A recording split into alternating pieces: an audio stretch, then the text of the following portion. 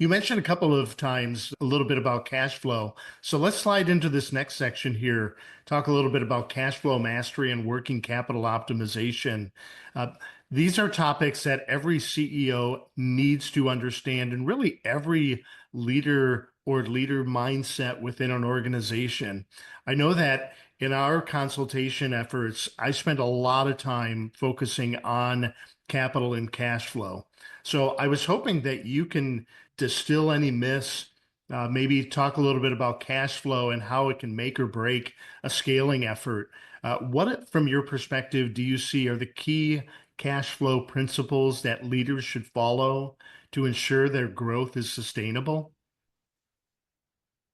Well, cash flow is probably one of the biggest topic that is discussed, but it's one of the least practiced in business, or at least one of the least practiced as well as it should be.